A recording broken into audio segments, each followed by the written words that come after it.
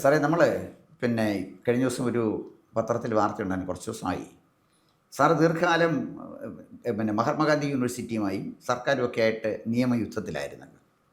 അടുത്ത സമയത്ത് കേരള യൂണിവേഴ്സിറ്റിയിലെ രജിസ്ട്രാർക്കെതിരെ നടപടി വന്നു. അദ്ദേഹം നേരെ പോയി കോളേജിൽ ജോയിൻ ചെയ്തു.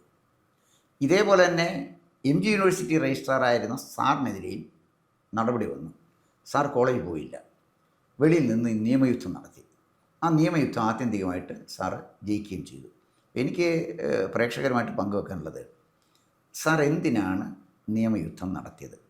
സാറിൻ്റെ പേരിൽ കേസ് കൊടുക്കാനുള്ള കാരണം എന്താണ്? അതിനകത്ത് എന്തെങ്കിലും നിക്ഷിപ്ത താല്പര്യങ്ങളുണ്ടെങ്കിൽ ആ താല്പര്യം ആരുടേതാണ്? എന്തുകൊണ്ടാണ് അവർ അങ്ങേക്കെതിരായിട്ട് കേസ് കൊടുത്തത്? ഇതിനെക്കുറിച്ച് വളരെ ഹ്രസ്വമായിട്ടൊന്ന് വിശദീകരിച്ചാൽ നന്നായിരിക്കും. അതൊരു വലിയ കഥയാണ്. ഏതാണ്ട് 2013, 11, 12, 13 കാലഘട്ടങ്ങളിൽ സാമാന്യം തരക്കേടില്ലാതെ മാധ്യമങ്ങളെല്ലാം പറഞ്ഞ ഒരു വല്ലാത്ത കഥ. സംഭവം എന്താണെന്ന് വെച്ച് കഴിഞ്ഞാൽ, സാർ, അതിനകത്ത് ഈ വെളിയിൽ കണ്ടതൊന്നും ആയിരുന്നില്ല. ഇപ്പോഴും ആർക്കും അറിയാനും മേല, കോടതികൾക്കെല്ലാം മനസ്സിലായി. സംഭവം പറഞ്ഞു വന്നു കഴിഞ്ഞാൽ, ഒരു ഓഫ് ക്യാമ്പസ് സെൻറ്റർ എന്ന് പറഞ്ഞ് UGC അംഗീകരിച്ച ഒരു സംഭവം MG യൂണിവേഴ്സിറ്റിയിൽ ഉണ്ടായിരുന്നു എന്ന് യൂണിവേഴ്സിറ്റി അധികൃതർ പറഞ്ഞു. ഞാൻ പറഞ്ഞു, UGC ഇപ്പം അതിന് അനുമതി നൽകുന്നില്ല. അതിനെ തുടർന്നുണ്ടായ ചില വിഷയങ്ങളാണ് എൻ്റെ സർട്ടിഫിക്കറ്റ് ഇല്ലായ്മയിലും എല്ലാം ചെന്ന് കലാശിച്ചത്. സാറിന് സർട്ടിഫിക്കറ്റ് ഇല്ലെന്നായിരുന്നു ആദ്യത്തെ പരാതി. എനിക്ക് PG അംഗീകാരമില്ലാത്ത യൂണിവേഴ്സിറ്റിയിൽ നിന്നാണ് എന്ന് പറഞ്ഞു. അതിൻ്റെ അന്വേഷണം അന്ന് ശ്രീമാൻ രാജൻ ഗുരുകൾ സാർ ഇരിക്കുമ്പോൾ ഇത് തന്നെ പരാതി അയച്ചാണ്. രാജൻ ഗുരുകൾ സാർ അന്ന് ചെയ്ത് നേരിട്ട് ആ പറയുന്ന സർവകലാശാല VC-യോടും UGCയുടെ സെക്രട്ടറിയോടും വിളിച്ചു ചോദിച്ചു, ഈ യൂണിവേഴ്സിറ്റിക്ക് ഇന്ന ഡേറ്റിൽ അംഗീകാരമുണ്ട്. പ്രശ്നം അവിടെ തീർന്നു.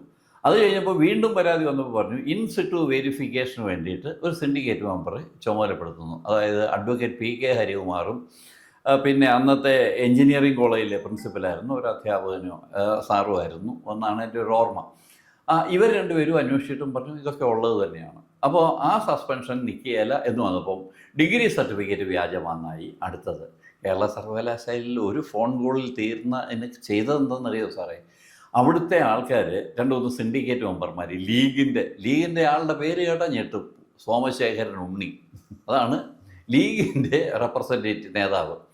ഇയാളുടെ നേതൃത്വത്തിൽ കേരള യൂണിവേഴ്സിറ്റി ചെന്നിട്ട് പറഞ്ഞു, ഞങ്ങൾക്ക് നിങ്ങളുടെ ഫയലുകളെല്ലാം പരിശോധിക്കണമെന്ന്. ഒരു യൂണിവേഴ്സിറ്റി പറയുകയാണ് ഇയാളുടെ ഡിഗ്രി ശരിയാണ്, ഇഷ്യൂ ചെയ്തതാണ് എന്ന് യൂണിവേഴ്സിറ്റിയല്ലേ പറയണ്ട. അതിന് പകരം ഞങ്ങൾക്ക് കയറി പരിശോധിക്കണേ, പോലീസിന് വേണമെങ്കിൽ കയറി പരിശോധിക്കാം, പോലീസ് പരിശോധിച്ചതാണ്, അല്ലെങ്കിൽ UGCക്ക് പരിശോധിക്കാം. വേറൊരു യൂണിവേഴ്സിറ്റിയിലെ സിൻഡിക്കേറ്റ് മെമ്പറും അവിടുത്തെ 2 ജീവനക്കാരികൾ പണ്ടെന്തോ ഇവിടെ ജോലി ചെയ്തിരുന്നതാണ്. അതിൽ ഒരുത്തി പറയും വെർട്ടിക്കൽ മാർക്ക് ലിസ്റ്റ് അല്ല, ഇത് ഹൊറിസോണ്ടൽ അങ്ങനെ എന്തൊക്കെയോ കുറേ ചപലതകൾ വിളിച്ച് പറഞ്ഞുകൊണ്ട് ഇവിടെ ചെന്നപ്പോൾ ഇവിടെയുള്ളവർ പറഞ്ഞു ഇവിടെ കാണിക്കാമെന്ന് വരില്ല, വൈസ് ചാൻസലറോട് പറയുകയാണ്. വൈസ് ചാൻസലർ നോക്കിയിട്ട് വിവരം പറയും, അതുകൊണ്ട് പൊക്കോളാൻ പറഞ്ഞ് അങ്ങനെ അവർ തിരിച്ചു പോരേണ്ടി വന്നു. വന്ന ഉടനെ അടുത്ത ചാർജാണ്, ഇവൻ ഏതും പാസ്സായിട്ടില്ല, ഡിഗ്രിയും പാസ്സായിട്ടില്ല, 2ാമത്തെ സസ്പെൻഷൻ. അത് കഴിഞ്ഞ് പിന്നീട് മിനിറ്റ്സ് രേഖപ്പെടുത്തിയിട്ടില്ല. സസ്പെൻഷനുകളുടെ ഒരു പൂരം തന്നെയാണ്. ഓരോ സസ്പെൻഷനും എതിരെ ഞാൻ കേസിന് പോകണം എന്നുള്ളൊരു അവസ്ഥയുണ്ട്.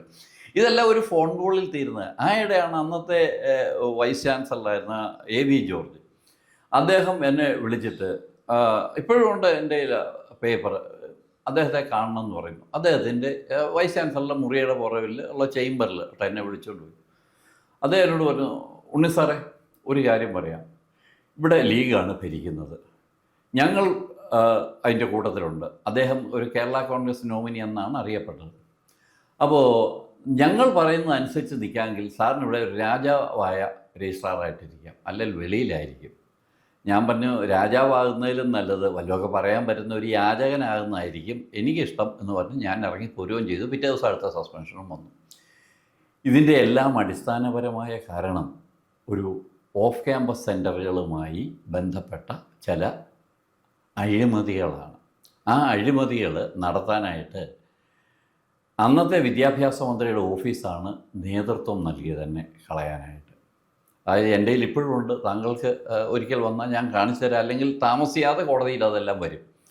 ഈ അബ്ദുൾ റബ്ബ് എന്ന് പറയുന്ന മന്ത്രിയുടെ ഓഫീസിൽ നിന്ന് ഒരു ദിവസം MG യൂണിവേഴ്സിറ്റി വൈസ് ചാൻസലർക്ക് ഒരു എഴുത്ത് കിട്ടുന്നു, ഒരു പരാതി. ആ പരാതിയുടെ മേളിൽ മന്ത്രി ഒപ്പിട്ടിരിക്കുകയാണ്. അന്ന് പ്രോ ചാൻസലർ എന്ന് പറഞ്ഞ പദവിയൊന്നും എവിടെയില്ല, MG യൂണിവേഴ്സിറ്റിയിലില്ല. പ്രോ ചാൻസലർ പോലും യാതൊരു അധികാരവും യൂണിവേഴ്സിറ്റിയായി ബന്ധപ്പെട്ടില്ലാത്ത അന്നത്തെ എഡ്യൂക്കേഷൻ മിനിസ്റ്റർ എഴുതിയിരിക്കുകയാണ്, place this complaint before the syndicate and take appropriate action. Place this before the syndicate. നിയമം എന്താണ്? സിൻഡിക്കേറ്റിൽ ഒരെണ്ണം വെക്കണോ വേണ്ടയോ എന്ന് തീരുമാനിക്കാനുള്ള പ്രിവിലേജ് ആരുടെ മാത്രമാണ്? വൈസ് ചാൻസലറുടെ മാത്രമാണ്. നമുക്കൊക്കെ കൊടുക്കാം. And if the vice chancellor admits a thing for the consideration of the syndicate, it can be considered. ഇവിടെ ഇദ്ദേഹം ഓർഡർ ഇട്ടിരിക്കുകയാണ്, എന്നിട്ട് പറയുകയാണ് take appropriate action on the complaint. ലോകത്തിൽ ഒരു മന്ത്രിയും ചെയ്യാത്ത ഒരു ഇടപെടലാണ്. അപ്പോൾ ഞാൻ ഇതുമായി ബന്ധപ്പെട്ട് അന്നേരം തന്നെ സിൻഡിക്കേറ്റ് കൊടുത്തു. ഭയങ്കര രസമാണ്.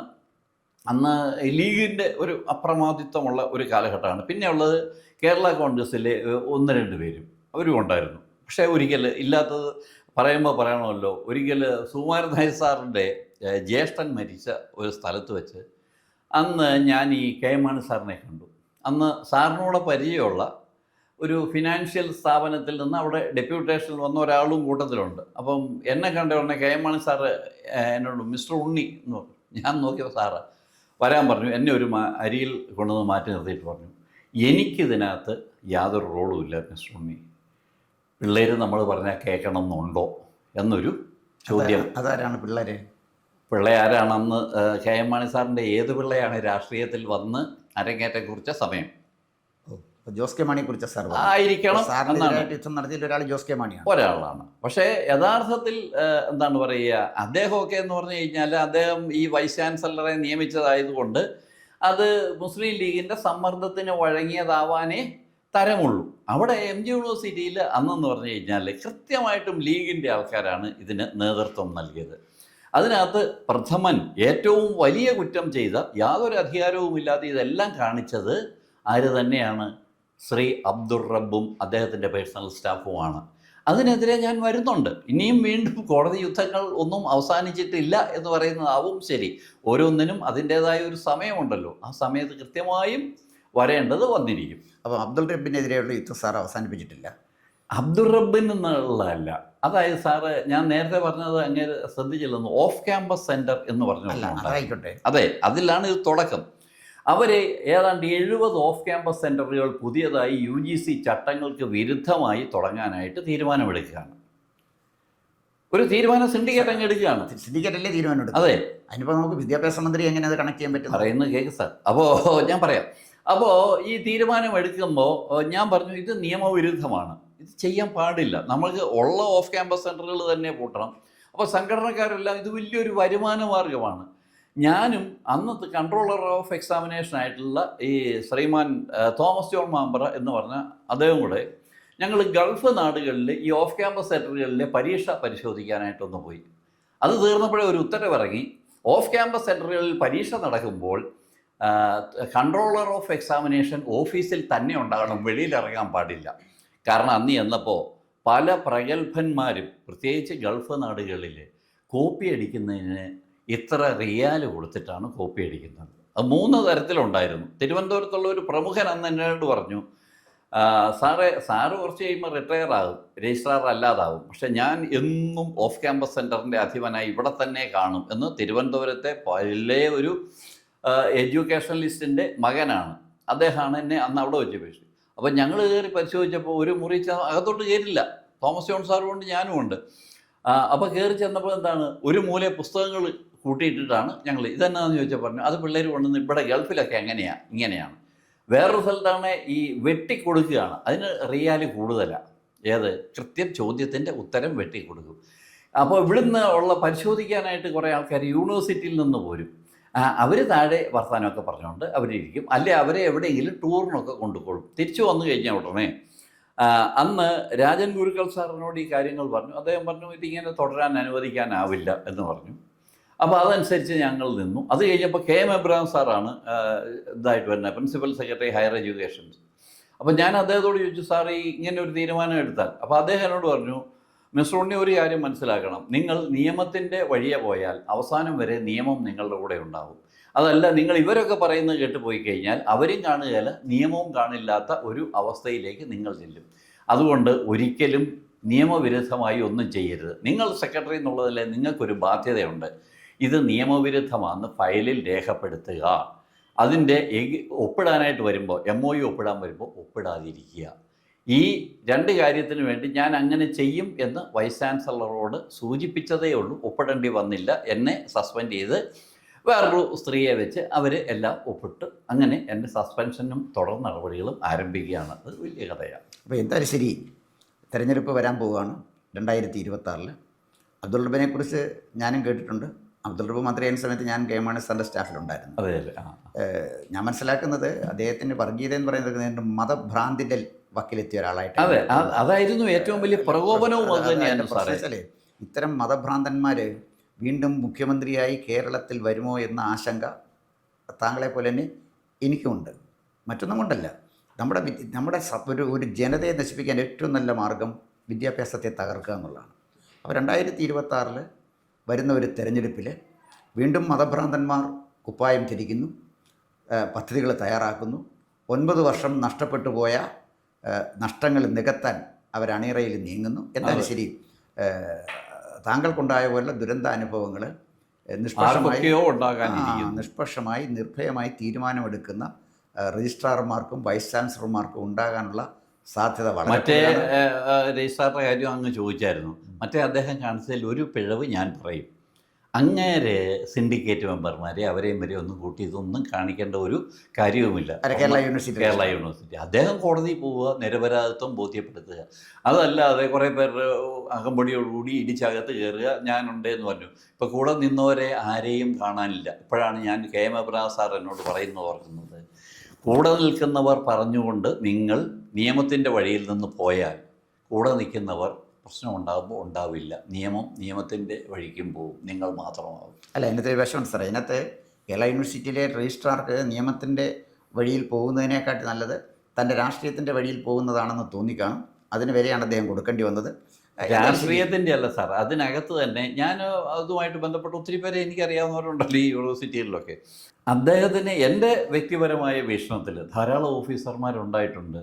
നമ്മളാരും സിൻഡിക്കേറ്റോ അല്ലെങ്കിൽ ആരെങ്കിലും പറഞ്ഞു കേട്ട് തുള്ളേണ്ട കാര്യമുള്ളവരല്ല. നമ്മൾ പറയാനുള്ളത് നിയമം എന്താണോ അതിൻ്റെ വശം 2 കൂട്ടർ. അവർക്ക് പ്രത്യേകിച്ച് ഇടതുപക്ഷക്കാർക്കാണ് അത് പറഞ്ഞാൽ മനസ്സിലാവുകയും ചെയ്യും. അവർ കാര്യം പറഞ്ഞ് മനസ്സിലാക്കിയാൽ മതി. സാർ ഇന്നതുകൊണ്ട് ഇന്നത് ശരിയല്ല, അവരത് മനസ്സിലാക്കുകയും ഉൾക്കൊള്ളുകയും ചിലപ്പോൾ തിരുത്തലിന് തന്നെ തയ്യാറാകും എന്നുള്ളതാണ് എൻ്റെ ഒരു അനുഭവത്തിൽ നിന്ന് ഞാൻ പറയുക. ഇദ്ദേഹം എന്താണ് ചെയ്തത്? ഇദ്ദേഹം ചെയ്തത് ഈ സിൻഡിക്കേറ്റ് മെമ്പർമാർ 4 പേരുടെ കൂടെ കൂടി കുറേ പിള്ളേരും എല്ലാം കൂടെ കൂട്ടിയിട്ട് അദ്ദേഹം അകത്ത് കയറുന്നു, പുറത്തിറങ്ങുന്നു, അങ്ങേരുമായിട്ട് ശണ്ടയ്ക്ക് പോകുന്നു. ശണ്ടയാവണം, നമ്മൾ വഴക്ക് പിടിച്ചേ പറ്റുള്ളൂ. വഴക്ക് പറയേണ്ടടുത്ത് പറയണം, കേൾക്കേണ്ടത് കേൾക്കണം.